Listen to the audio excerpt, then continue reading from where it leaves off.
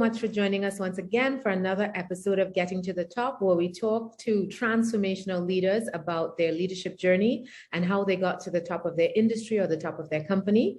And we hope that by telling you these stories and sharing this information with you, that we inspire you to pursue your own leadership journey, as well as to gain some insights and some potential tools and tricks to transform your organization. So that's what we're doing today. And today I'm honored to have with me Lauri-Ann Ainsworth.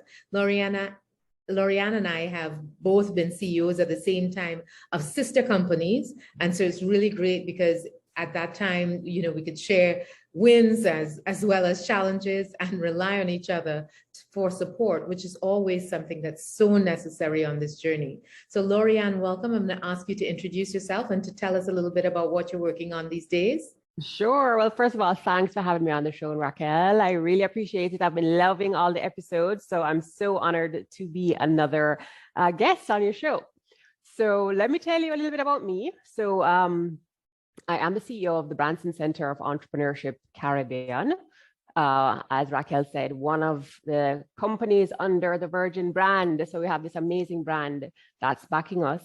But we are doing a lot of things at the Branson Center. And me personally, I am moving into my own things as well, right? Because we don't have to be a CEO of a company and not pursue our individual dreams and aspirations. We can leverage everything to the benefit of the companies we work for and our own dreams. So that's what I'm doing. Excellent, excellent. And this is why I'm doing this podcast, because it's so important for me to see that, you know, when we're looking at climate change and all of the things that's happening, you know, I felt there's a piece that's missing in terms of how we transform this world. And I think that diversity and gender diversity specifically is one of the ways that we can do that. And so it's really important to me to highlight this variety of voices of women who I know are doing phenomenal things, but also of women who I think have the potential to do so much more, either serving on boards or leading in a number of different capacities. So to highlight those voices and the things that they've done. And so, which is why I wanted to talk to you specifically. So tell me about your leadership journey. Where did you start? How did you get here?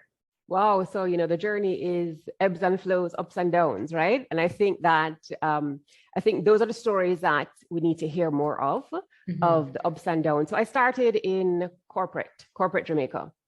My background was in marketing and I started out in the advertising agency. I moved my way up.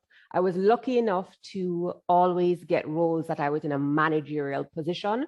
So I learned about leadership, because I don't think you just become a leader. You may have leadership qualities and tendencies, but it was a journey to learning that. I moved my way up. I was in fast moving consumer goods. I moved into finance and I was marketing communications manager for a financial institution. And, you know, from the outside, things looked really great, but I had the entrepreneurial bug and I wanted to pursue my dream. So I jumped ship. And I became an entrepreneur. I started my own business. And when I did that, I realized what it meant to be an entrepreneur and that it wasn't the bells and whistles. It wasn't this freedom, Mai Tais on the beach type of situation.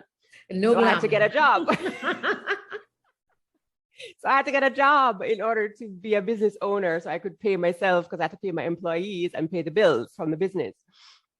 That job meant that I took an entry-level position so that I could run my business and get some extra income. It was very humbling and for me. Imagine. So what was the business? So my business, I created a marketing agency and I started supporting large corporations, medium-sized corporations with their entire marketing effort. And I was winning clients. I mean, I was burning out though, because I was doing proposals at night, delivering the proposals during the day, and I had a newborn. Oh my goodness. So, and then I went and got a job here and there. Yeah. So, you know, it was a lot of work. It was a lot of work understanding how to also be a leader to a team, inspire them,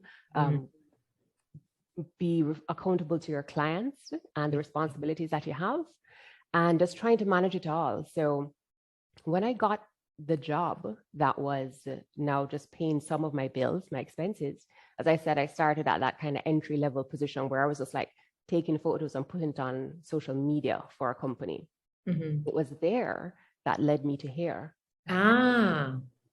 It was there that my then CEO saw what I was actually capable of and gave me more responsibility and asked me if I was going to take that on.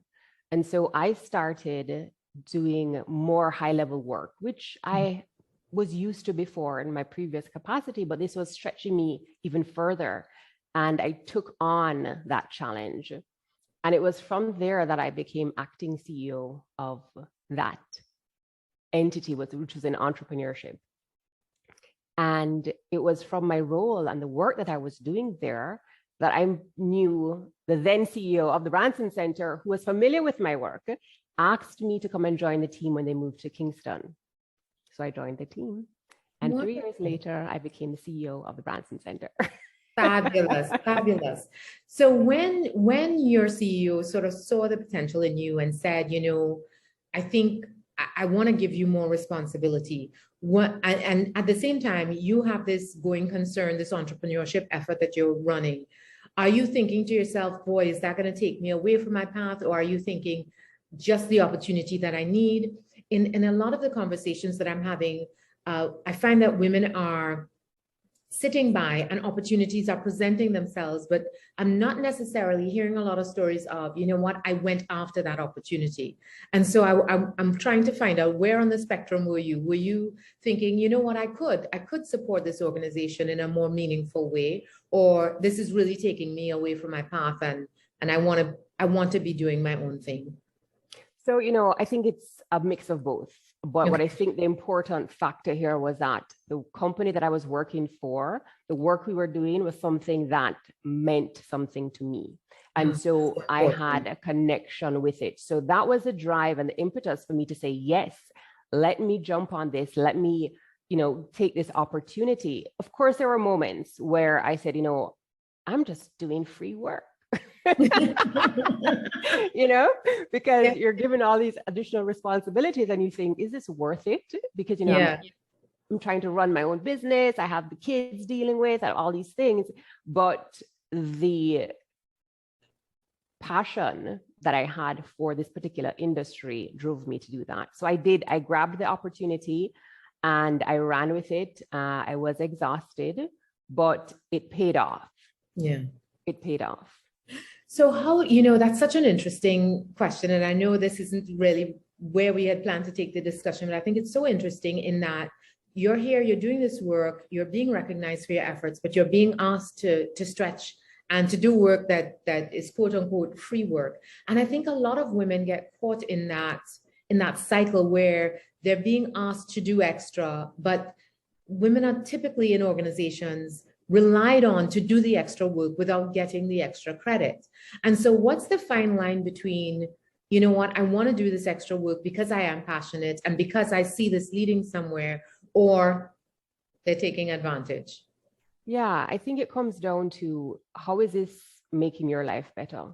Yeah. It may not be within the organization. It may not be that you're getting accolades or you're getting recognized for the work you're doing, but is this giving you any more? Is this making you a better person? Are you learning a new skill? Right?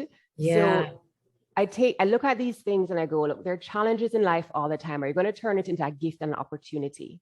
Or are you going to walk away from it and say, I can't do it? You have to know which one, because some of them are burnout and you need to walk away. But if it is a gift and an opportunity for you, it's that discernment and to decide that this is how this is going to further me. And so I'm going to do this for me. And if it coincides with the company or the organization, then even better. But ultimately, you can't lose if you're learning and you're bettering yourself.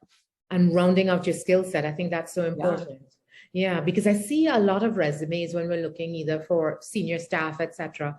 And I'm blessed. I have a phenomenal team. But when we were looking at resumes, you sometimes see people talking about what the job is and not necessarily talking about what they brought to the role or how they are well-rounded in pursuit of a position. And I always feel like that's such a a missed opportunity. Because if you tell me that you were a marketing manager, I know what a marketing manager does. You don't have to describe the day-to-day of a marketing manager. What I want to know is, you as a marketing manager, how did you do this to make this, to innovate, to really make this into a new opportunity, to make this, to revolutionize the way that this company was doing marketing? What I want to know about is you, not anybody else. And it feels like you saw the opportunity and took it for that and said, how am I using this to build my skill set and build my brand? Exactly. And I think that's such an important point that you brought up, because if you start to think about the work that you're in that way, if you think about your resume, what am I going to say that I did? It gives you that kind of thinking to say, while I'm here, can I recommend doing something? Can I put myself in this position so that I can make a bigger impact? And you have to be strategic in your thinking and the way you're doing things, right? So it's not a sneaky thing, but it's, how am I going to show me, and how am I going to take advantage of opportunities that are presented? And so you have to be strategic in when you're doing work and you are climbing to the top, if that's your aspiration. Yeah. And there's so many times where I'm talking to women and they're saying, I had to be convinced. I didn't think I was ready, or I had to be convinced to take on this new role. And we're not going to get the critical mass to change things as they are, unless women are willing to step into these new spaces and willing to take the chances and willing to fail and recover and still continue going, because you only fail when you give up. You don't fail if you make a mistake or if you fall. If that was the case, then trust me when I tell you, I wouldn't be here. You know what? But guess what? It happens though. It happens, Yeah. and that's a reality. So I don't think we can walk away from the reality that sometimes, yes, you have to be given that extra kind of kick or nudge or push to say, you can do this. I think when you're moving into that space, there's always going to be trepidation. There's always going to be insecurities. I don't know anybody who's not going to have an insecurity stepping into that C-suite, stepping into the role of CEO to kind of, this is all on you. Mm-hmm. I certainly had that. And I think that what supported me was greater self-awareness, being okay with me and what I brought to the table allowed me to step into it more fully as myself, in terms of the confidence and knowing that what I was going to bring was not the same thing that my predecessors brought, but it was going to be just as good. We're all going to be able to give to this organization what we can. And it's stepping into that space of, what are my strengths, what are my skill sets, what is my zone of genius that I can particularly bring in here. And when you do that, then that imposter syndrome, all of that, negativity that's speaking in your brain, it can kind of just goes away. What I love is that you were looking at sort of the humanity of everybody in the role. So when you're feeling doubtful about your own skills, you're realizing, listen, everybody who would have come into this role would have come into it with some doubts and some trepidation and some potential imposter syndrome. So why not me? Yeah, exactly. Why not me? And I think that's such another important point. Like, why not you? Why is it that you are not good enough to step into this role? And you know what, Racquel, it comes down to all of us have these saboteurs that are in our brains that tell us that we're not good enough for whatever reason. We get these that we use to protect ourselves throughout our lives. And when we are ready to weaken those saboteurs, strengthen our mental fitness, and step into our sage powers, where we can say, you know what, why not me? And I'm going to show why not me. Then you're going to be the best leader that you can be, because you can do no better than being that sage. And being your authentic self, and accepting the responsibility of leadership. And I see so many people in roles where they're like, things aren't being done well. It's like, well, why not you? Why not you? Why not take up the mantle? Why not, if you see the things that aren't going well, rather than just telling somebody else, take up the mantle and lead on your own? Because I feel like we have so much talent that we don't tap into. Yeah. And it's a travesty for everybody, not just for the people who aren't living out their full potential, but also for the organizations that aren't getting access to the best talent available, the countries that aren't filled with the companies that are doing as best as they can. So much that we are missing out on. Yeah, no, absolutely. I think, you're hitting the nail on the head.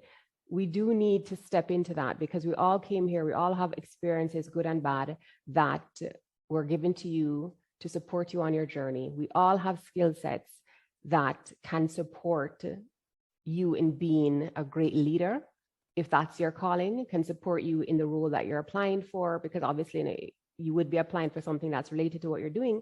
But I think it's so important for us to own that, because when we can own it and we can master ourselves, master those strengths and stay focused in that area, then if that's your zone of genius, then there's nobody better than you, right? So you're going to step into it and you're just going to own it and you're going to be it and not try to be someone else. Yeah. Right? Yeah. So what's your favorite part of running the Branson Center? Oh, wow. Well, first of all, it's just an amazing brand to be associated with, right? And yeah. So, it is absolutely an opportunity of a lifetime to be associated with Richard Branson, his brand, Virgin, Holly, just what they stand for and what they do. Yeah. And so being a part of the Branson Center from that perspective is amazing, because it does provide a platform for us to showcase Caribbean entrepreneurs, to showcase the talent that we have here.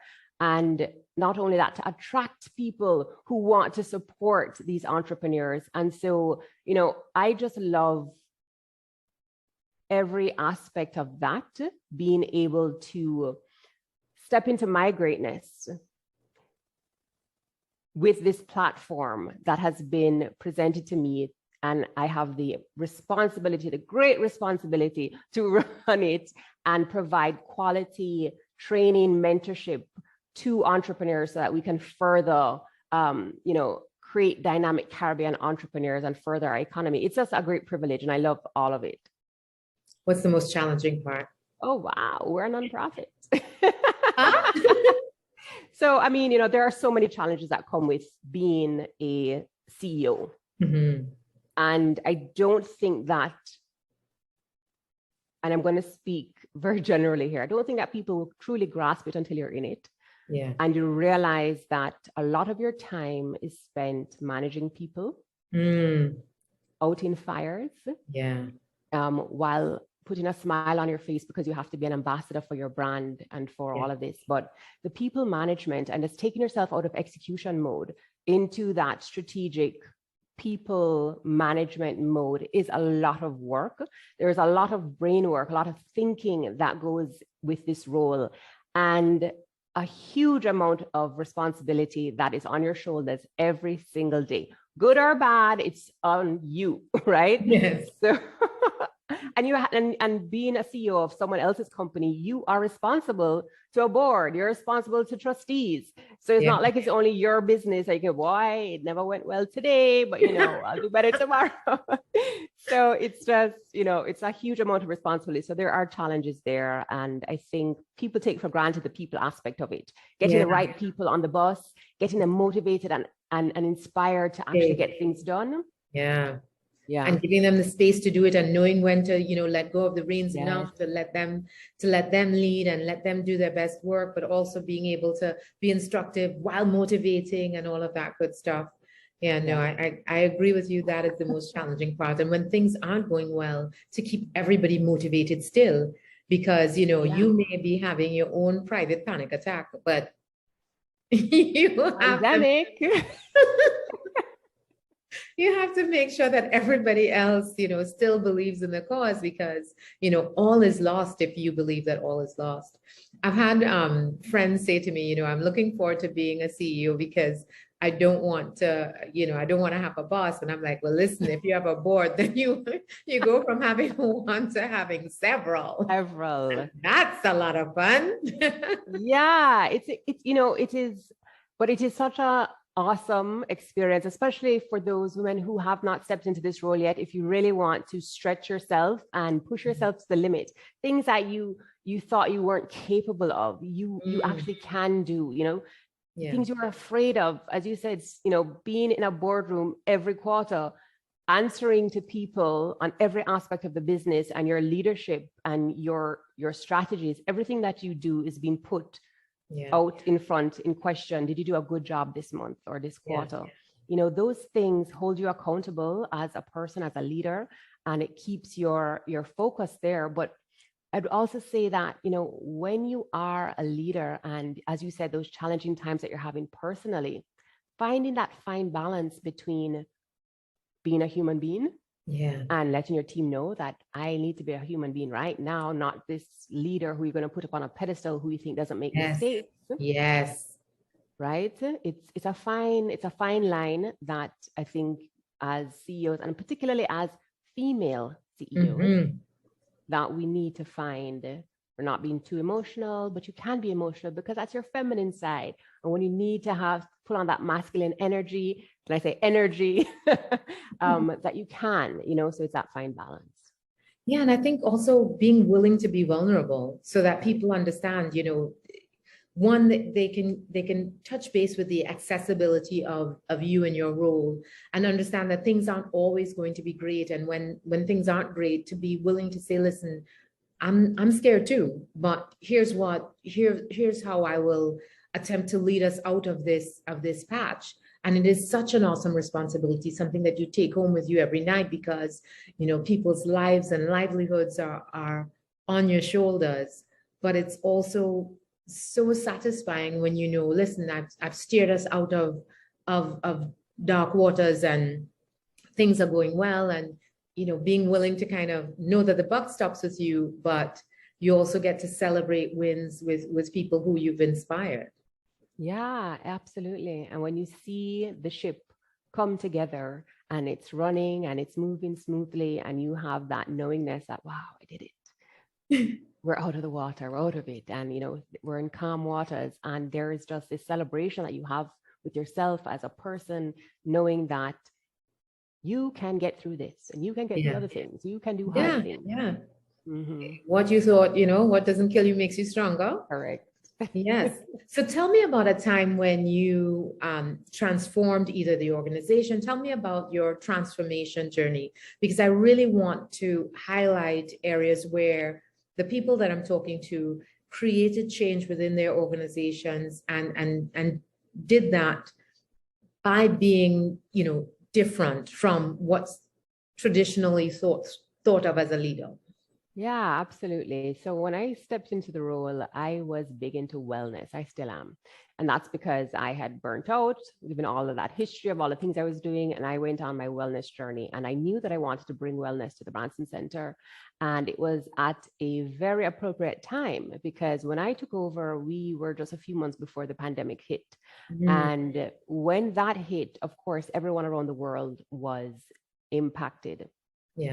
Right before it hit, I decided that I wanted to shift things up, because we can do business unusual, right? Because we're Branson Center. And so we went to a 4-day work week, giving our team the ability on a Friday to start building their own business, doing, you know, what they wanted to do, and giving them the space to be with their families, because we had young families at the Branson Center.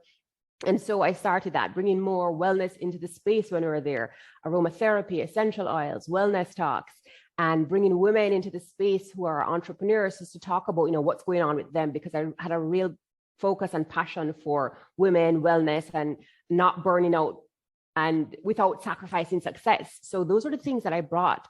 But when the pandemic hit and the Branson Center itself had to shift how we were doing things, we were able to get out of our own dark waters and figure out how are we going to impact the space when people were losing money, industries were collapsing.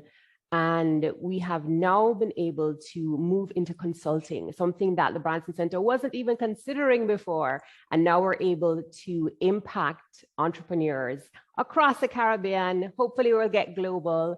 And so with this challenge that presented itself, an opportunity came out of that. And now the Branson Center, we're now consulting in the Caribbean. We are doing more things and we're impacting more lives, while making wellness a priority for all of our team members and our entrepreneurs. So is it just mental wellness, or is it mental and physical wellness? How are you bringing the physical wellness into it?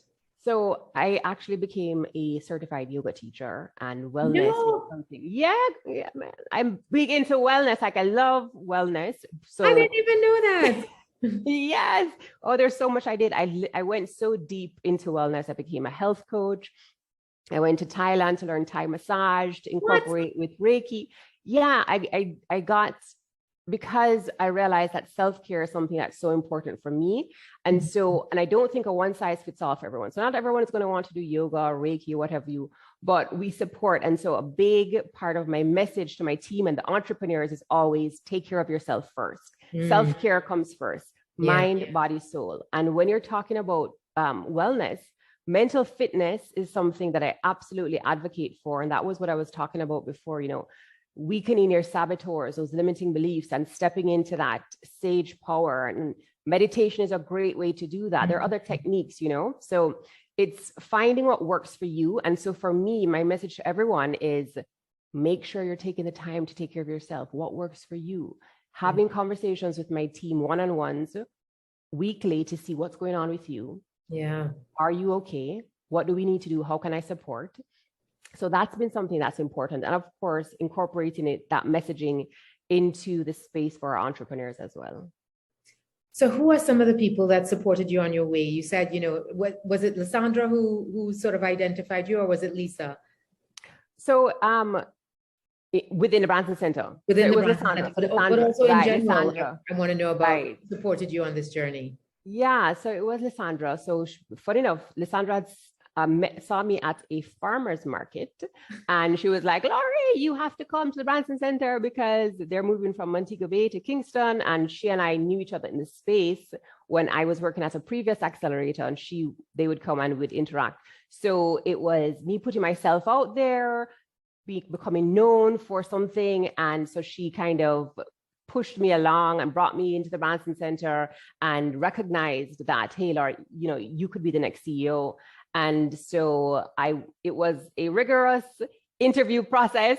So it wasn't handed to me. Yeah. And at the end of the day, yes, I was selected. But along my journey, my mentor was a big support. My husband was a big support.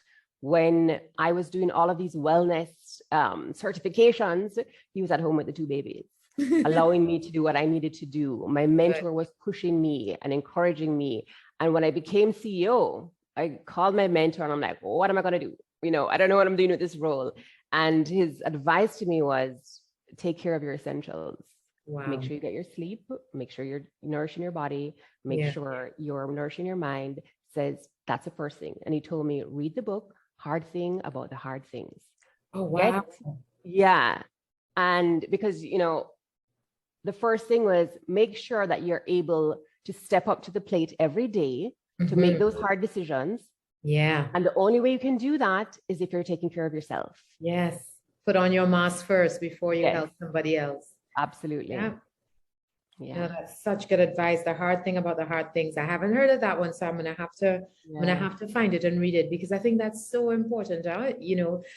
So often, and sometimes we have this culture as leaders of, oh yeah, well, who's the most worn out and who's the most, not taking care of themselves, and oh well, I only sleep 2 hours a night, and I never exercise, and I eat poorly because I'm just running from meeting to meeting. And I'm like, let's not glamorize. I mean, I appreciate the hustle, I absolutely do, but I've certainly learned over time that you cannot run an organization, you cannot take care of others unless you are at least taking care of your basic needs. Absolutely. And I agree with you. We should not be glorifying burning the candle at 2 ends. And I think one of the reasons that I was able to get through the pandemic with the team without people, running to, find better opportunities is because you take care of your people and you have to lead by example. So, if you're at the office till 10 o'clock and you're taking work home and you're encouraging that kind of behavior, then that's what they're going to do. And that's what's expected. I don't do that. And if you're taking work home for so many hours, it means that you're doing something wrong. So, I absolutely agree. We should not encourage that. Yeah, no, it's not, there's no glamour in burning yourself out. And I was reading this book that talked about, the power of meditation and how important it was to kind of meditate. And you think that, you lose the time for meditation, but the clarity and the space and the, taking a step back or taking a break to just kind of listen to your thoughts and understand what you should do next. What's the next most important thing to do? And if you're only consumed with doing, you're never going to take that step back and understand, am I even doing the right thing?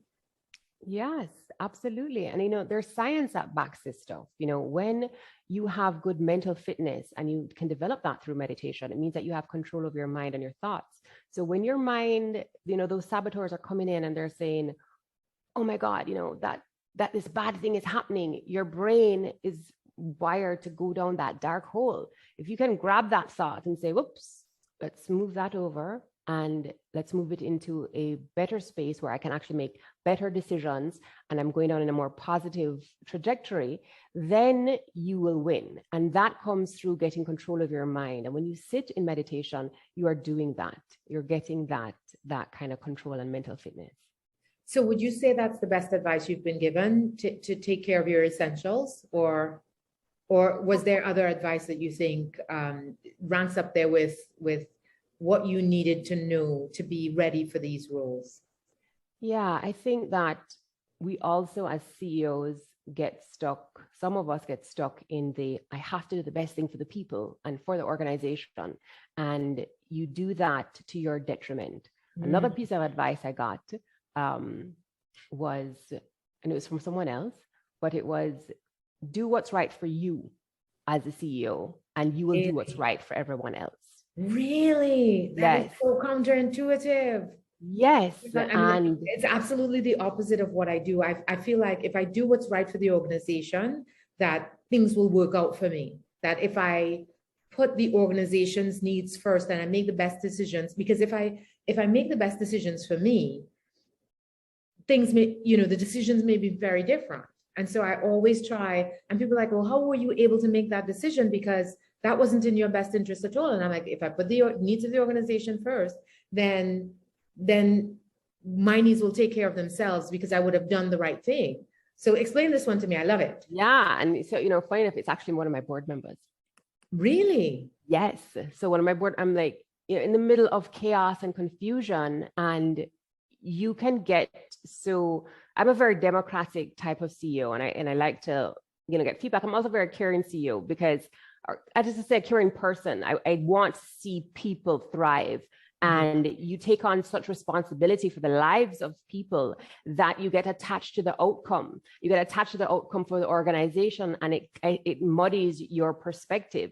So moving into what's the best decision for the organization absolutely is something that as a CEO you ought to do. But when you're faced with some of these challenging experiences, particularly when you're in a pandemic, if you can do what's right for you as a CEO, and you can become a better person because you're creating an environment that is right for you to be your best, then you're going to be of service to the organization.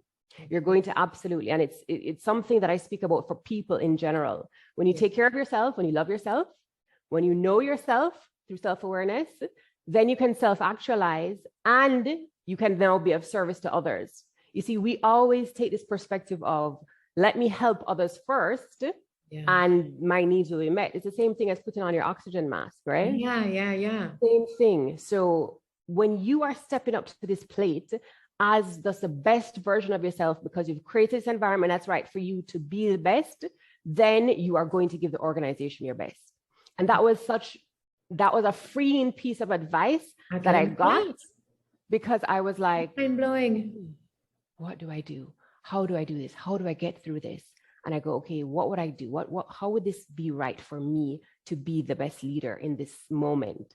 And I took that advice and I and I got through, because I wasn't thinking about the needs of a million different people. Right. It will come. It's not a selfish thing. And I think that's something that as leaders, as you said, it's counterintuitive. Yeah. And it's counterintuitive in all of our lives. Because when we even look for jobs, if you're looking for a job that's going to move you to the next level, you have to think about you first. Yeah. You think about you. What's the right environment for you? Because, often people, they choose what they think is the right thing. and they don't know their personalities well enough to know what environment is right for them to thrive and shine in. And so you do the opposite, and you become so wrapped up in trying to be this person that your confidence wanes. You think you're not good enough. You become imposter syndrome comes in, and you're trying to be like the other person instead of staying in your zone of genius with your strengths, the things that you're good at, so that you can say, okay, here, I'm going to create value now for you and for me with these strengths, with this environment that's right for you, for me, and I'm going to create value. No, this is so groundbreaking for me, because I think one of the jobs that I had that was the worst fit, and great people there, but it was not a good fit. And it was because I took the decision because I thought this was what was best for my family. And I knew it wasn't the best decision for me, but I was like, you need to do what's right for your family. So do what's right for the family and not what's right for you. And immediately I knew, wrong decision, because then not only was it not a good fit, I resented having made the decision, even though I made it. Yes. And that's what happened. And a lot of women, we go through this. I've done this throughout my whole life. And that is why now at this point, this is what I'm doing personally now. I am sharing this message, and I'm using this platform, as I said earlier in the conversation, to spread this message, because when I got to that point where I was taking jobs that were not right for me, because we had to have an income, because we had to do these things, and it looked good, and it didn't sit well, it didn't fit well with me, I became miserable, bored, frustrated, as you said, resentful, and that all spills over into your family life where you don't want it. It spills over into your friendships, your relationships, and it does not serve anyone. But the minute that I recognized that I had to start with self-love through self-care, and then move on to self-awareness and understanding what my personality was, understanding what my actual strengths were, my strengths being my preferred skills, not my burnout skills, not the things that I'm good at, but that I hate doing and burning me out, but my preferred skills. And then my zone of genius, which is, my particular way of problem solving and thinking, coupled with those skills. And now what matters to me, what cause matters to me. And as I mentioned before, the company I was working with before, I took on those roles and those extra responsibilities because this meant something to me. And those are all things that drive you. And as a matter of fact, it's in another book by Daniel Pink. He did a lot of research. I love reading. I love research, right? He wrote a book called Drive. And it's I love Drive. One of my favorites. Right. Number 8 on my list of favorite books of all time. Exactly. And it is, and the 3 motivators are autonomy, being able to choose tasks that are right for you. And the only way you can do that is if you know your personality and you know what environment is right for you. 2, self-mastery, understanding what your skills are, what your strengths are, and 3, purpose. And to me, that's something that matters, because I always like to say that, purpose is just too big a word for me, too big a word for people. It's scary because, when you say this is my purpose, it sounds like this is final and this is it. And all of those aspects of self-awareness are motivating factors. And so when you have self-awareness, you have motivation to actually get up and be of service now to your community, whether that's your company, whether it's your job, whether it's your family, whoever. When you start there, then you can actually create value. Fabulous. I think that's a wonderful and perfect way for us to close out. Lauri-Ann, thank you so much. I learned more than I bargained for, and I literally have to now sit down and sort of rethink my approach. I love it. Thank you so much for your time. I really appreciate it. I feel like I want to have you back to talk about the other things that you're working on. And so we'll keep in touch and continue to hopefully get inspiration from you and your work. Thank you. Thank you so much for having me on and providing this platform for me to share my message. I appreciate it. Brilliant message. Thank you so much, Lauri-Ann. And please subscribe to the podcast. I mean, this was absolutely genius. I really appreciate it. And I hope that you're learning along with us and inspiring you on your leadership journey. Thank you. Bye.